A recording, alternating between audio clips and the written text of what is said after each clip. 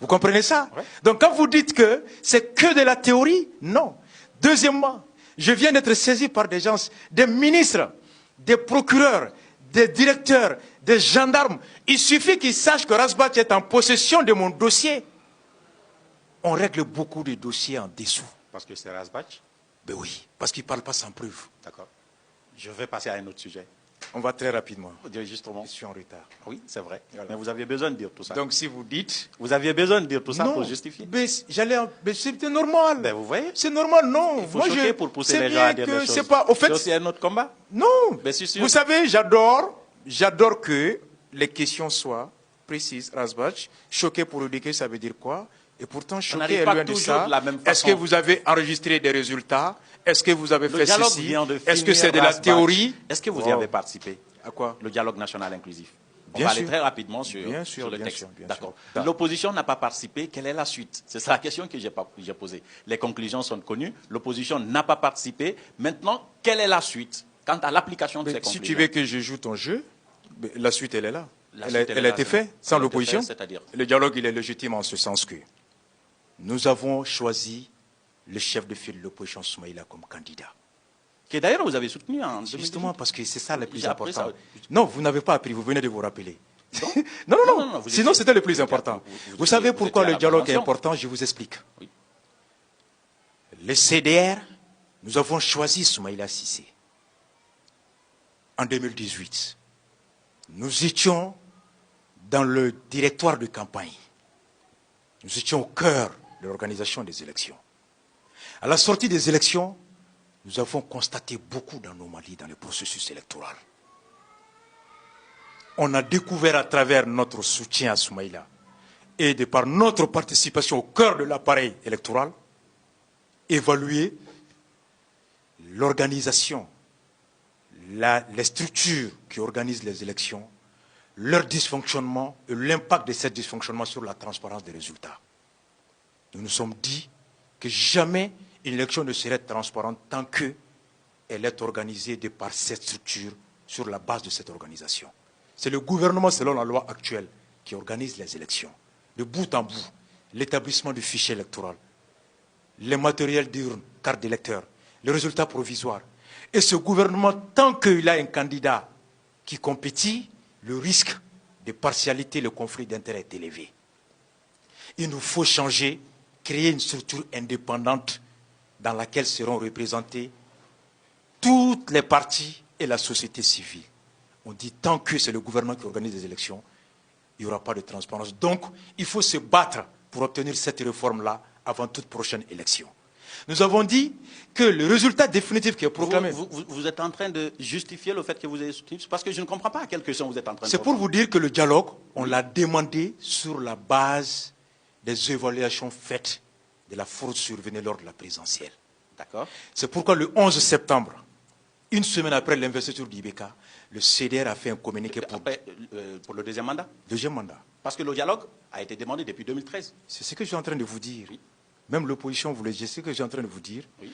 L'opposition a demandé le dialogue depuis 2013. Oui. Mais pourquoi le dialogue est devenu incessant à partir du deuxième tour? Parce que les élections présidentielles ont permis de mettre la fraude à une échelle tellement patente que tout le monde s'est dit qu'on ne peut pas aller aux législatives qui étaient prévues 2 mois après sans les réformes. Vous êtes mal placé pour dire ça. Parce que vous souteniez un camp. C'est ce que j'allais vous dire. Justement. Vous ne comprenez pas. Je comprends. Je vous dis qu'au lendemain du deuxième tour, suivant le rapport et l'évaluation du processus des élections présidentielles, nous avons dit et convenu avec l'opposition actuelle de Soumaïla Cissé. On a tous convenu qu'il faut refuser d'aller aux élections législatives que le gouvernement avait convoquées pour 2 mois après. Nous avons appelé le 11 septembre pour dire qu'on n'y va pas. Et le 17, les 7 candidats dont le chef de file de l'opposition ont aussi joint leur voix au CDR pour inviter le président à refuser de convoquer le collège électoral pour les élections législatives sans les réformes institutionnelles et politiques dont le processus électoral. Et pour parvenir, on a dit qu'il ne faut pas qu'on organise les élections législatives sur la base du fichier troqué avec le gouvernement qui organise les élections en l'état de la loi actuelle. Et donc, il faut des réformes politiques et institutionnelles. D'où le combat pour obtenir le dialogue qui devait aboutir à des résolutions institutionnelles, des réformes institutionnelles et politiques. Donc c'est ça le caractère légitime. Même hier, avant-hier, on était au congrès de Soumaïla.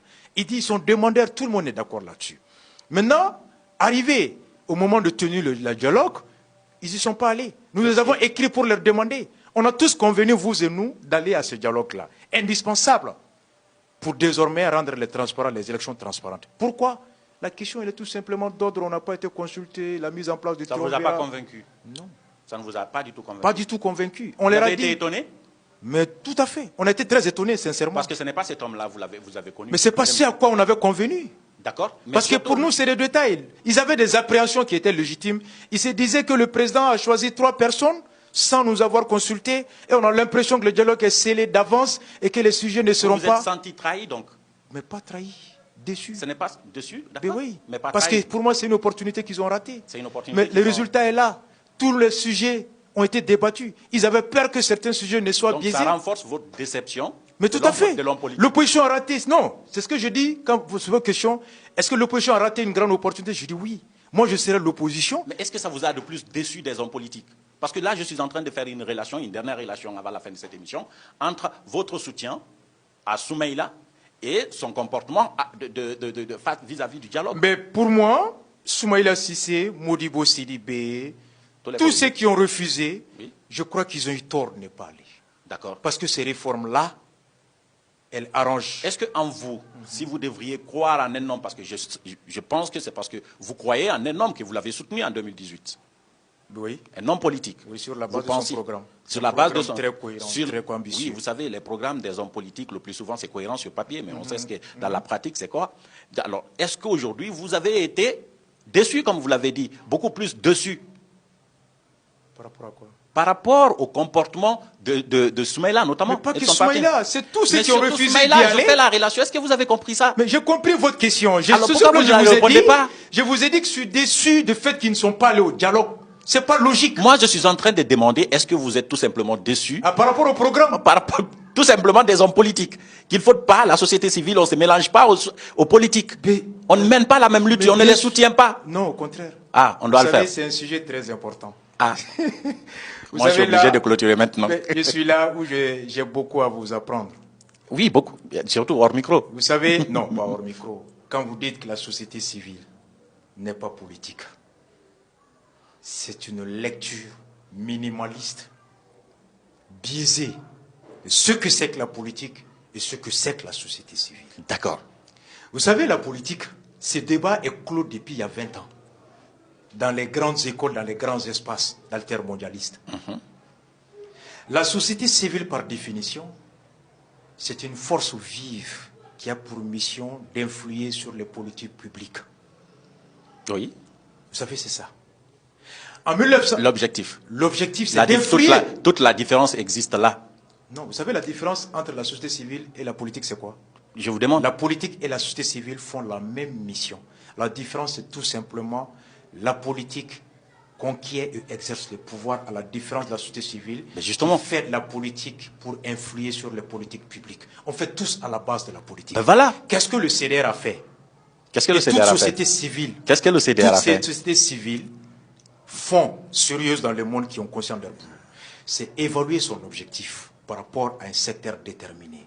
Choisir les programmes et choisir les hommes contribuer à leur élection pour qu'ils puissent mettre en œuvre votre vision.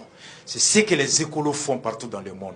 Lorsqu'ils constatent que la conduite du monde actuel est de nature à porter atteinte à la nature, ils établissent un diagnostic, ils déterminent des conduites et ils font adopter ça par des candidats qui s'engagent une fois élus à appliquer ça. C'est ce que les consommateurs font. C'est ce que toute société civile fait dans le monde entier. C'est ce qu'eux, ils font parce qu'eux, ils travaillent sur... Est-ce que vous avez travaillé sur le programme de Soumaïla, par exemple? Justement, c'est ce que vous ne savez pas. Non. Est-ce que nous... Est-ce que vous avez travaillé sur le programme de Soumaïla? Ah non, vous n'avez rien compris. Vous savez ce que le CDR a fait? C'est vous qui l'avez élaboré? C'est vous qui l'avez élaboré? Vous savez ce que le CDR a fait? Est-ce que c'est vous qui l'avez élaboré? J'arrive. Est-ce que vous savez ce que Est-ce que c'est vous qui l'avez élaboré? Est-ce que vous savez ce que le CDR a fait? Est-ce que c'est vous qui l'avez élaboré ou vous avez participé à l'élaboration de ce programme? On l'a pris. On n'a pas pris comme ça. La question, elle est tellement simple. Elle est tellement simple. On n'a pas adopté à élaborer le programme de Soumaïla. Mais vous savez pourquoi on l'a adopté? Vous avez participé à son élaboration? Oui. L'élaboration du programme de Soumaïla. Tout à fait. D'accord. Quelles sont les idées que vous avez apportées, par exemple? Vous savez comment c'est arrivé? C'est le plus important. Quelles sont les idées que vous avez apportées? Le CDR a fait un congrès le 24 et le 25 mars, à l'issue duquel on a produit un manifeste qu'on a donné à tous les candidats. Ok. De se prononcer là-dessus. Les candidats se sont prononcés, on s'est assis, on a évalué l'offre de tous les candidats. Et vous avez trouvé que... Justement, si vous estimez qu'on est venu seulement choisir quelqu'un, c'est là que tu te trompes, le CDR est responsable. Non, c'est ce qu'on estime. Vous êtes tout simplement venu, vous avez soutenu quelqu'un. On va arrêter cette émission sur la fin. Le 24, le 25, 48 heures, 426 délégués. Qu'est-ce que vous avez proposé concrètement? À quoi? Proposer quoi? Qu'est-ce que vous avez proposé aux politiques? Aux politiques. À l'issue, qu'est-ce que vous leur avez proposé qu'ils n'ont pas accepté et que l'URD a accepté? C'était des critères. L'URD, lesquels, par exemple? Quel est le changement majeur que vous avez demandé et qui n'était pas dans leur programme? Mais justement, on avait 75% de convergence de vie avec lui. Avec dans le domaine de l'agriculture, dans le domaine des réformes institutionnelles surtout. Réformes institutionnelles. Au niveau de la séparation de la justice, de l'exécutif, au niveau du renforcement du rôle de l'Assemblée sur le contrôle de l'exécutif. Il avait le meilleur programme pour vous. Au niveau de la lecture. L'URD avait le meilleur programme. Que tous les candidats. D'accord. Ils étaient plus représentés que tout le monde. Ils avaient plus de meilleurs points de vue avec nous. On est responsables, nous. Nous ne sommes pas une société civile frileuse qui critique pendant 5 ans. Vous connaissez des sociétés civiles à Conakry, en Guinée, par exemple? Oh non. Travailler avec des sociétés civiles, vous connaissez personne? J'ai été approché par beaucoup de leaders. Comme qui, par exemple? Il y a Eli Kamanou. Eli Kamanou. Eli Kamanou, oui. Qui est un frère de reggae. Oui. Et qui est venu au Mali ici. Oui. Que j'ai croisé à l'aéroport à Abidjan. Mais vous entendez les échos de la lutte là-bas? Oui, par rapport à la révision constitutionnelle. Ouais. Comment vous réagissez à cela? Est-ce qu'aujourd'hui, si la lutte s'amenait par là, je veux dire des Guinéens qui sont là, décident de marcher contre une révision constitutionnelle, vous participerez au nom du panafricanisme? Vous savez, chaque jour, on me fait un rapport. De la Guinée? De la situation de Guinée. Et vous ne pouvez pas imaginer à quel niveau. D'accord. Chaque jour, j'ai au moins 3 rapports qui me relatent ce qui se passe en Guinée. Okay. Jusqu'au plus haut sommet, les décisions au niveau des organisations, je le rapporte. Je suis de loin. D'accord. Je n'ai pas tous les éléments de l'intérieur. J'examine, ça fait 4 jours que je suis en train d'examiner, ou 3 jours, le projet de révision qui a été soumis. Les déclarations, les manifestations, les marches, je suis. Alors, quelle est votre position, par exemple, par rapport au principe de changer une constitution en Guinée? En fait, je ne suis pas contre le changement d'une constitution. C'est une œuvre humaine qui est appelée à évoluer.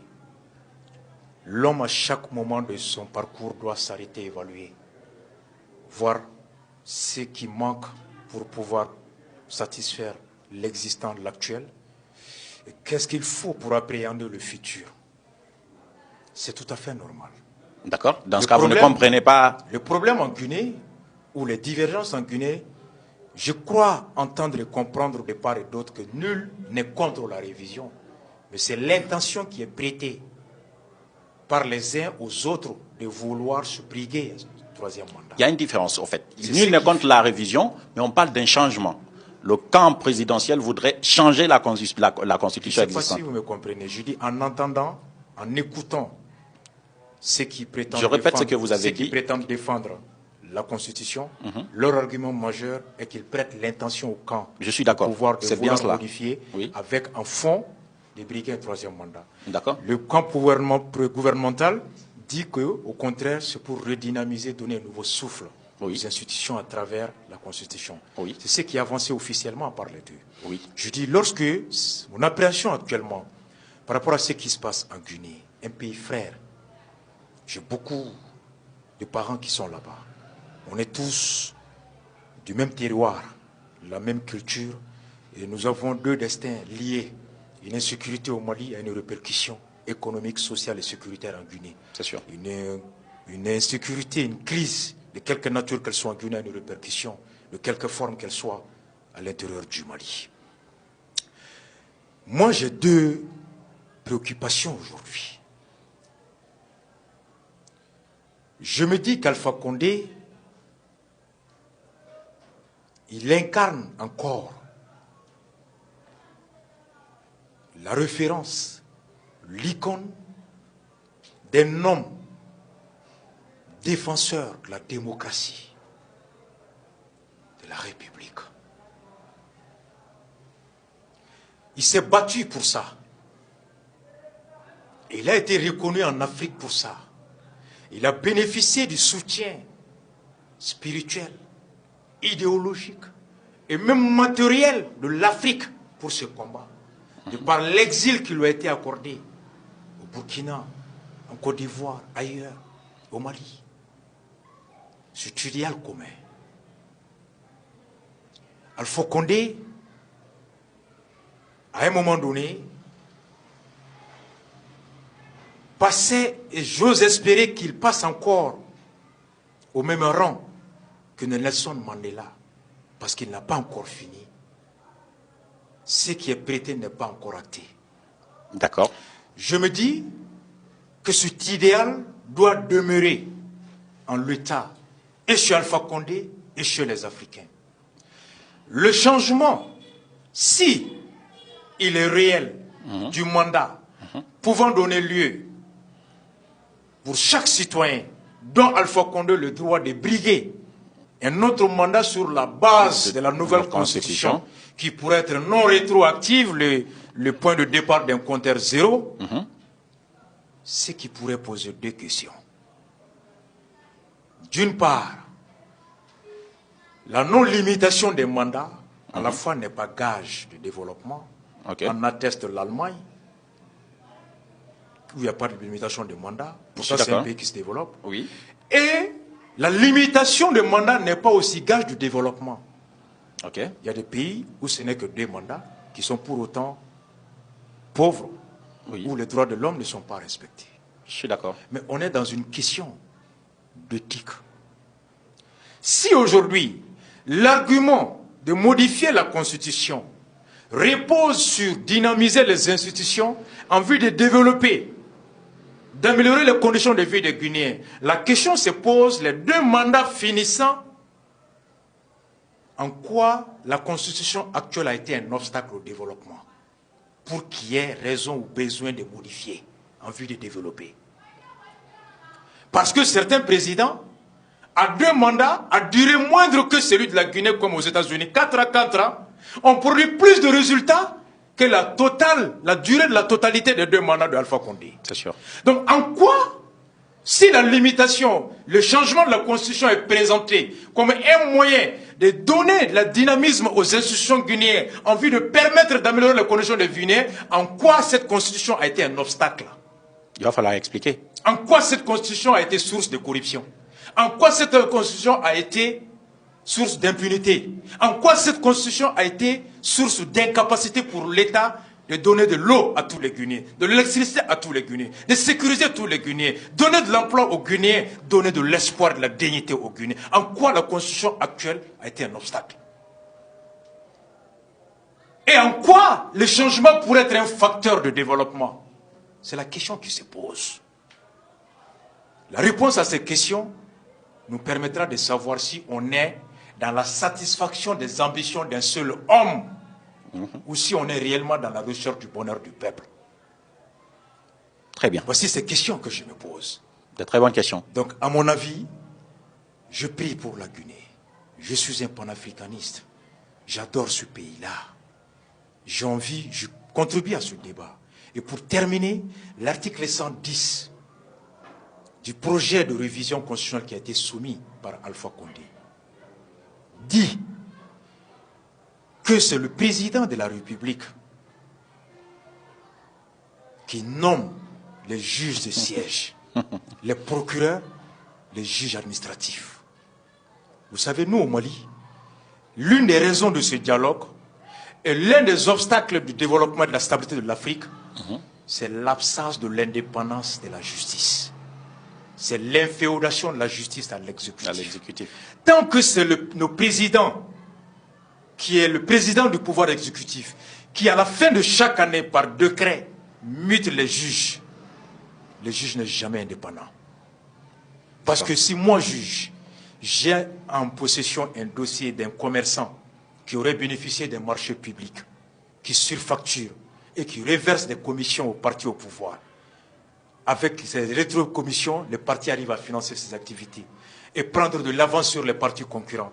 Et que moi, j'investis pour trouver qu'il y a une surfacturation avec la complicité d'un cadre de l'administration. Et que je vais poursuivre ce fonctionnaire, que je vais poursuivre ce commerçant, le parti qui a bénéficié de cette surfacturation, dont le parti est au pouvoir, le ministre de la Justice peut venir me voir les dossiers de ce commerçant, les dossiers de ce fonctionnaire, il faut les laisser. Le commerçant est un grand bailleur du parti. Si je vais demeurer dans la logique de l'éthique professionnelle, à la fin de l'année, par un décret, on m'enlève de ce tribunal, de ce dossier, et on amènera quelqu'un.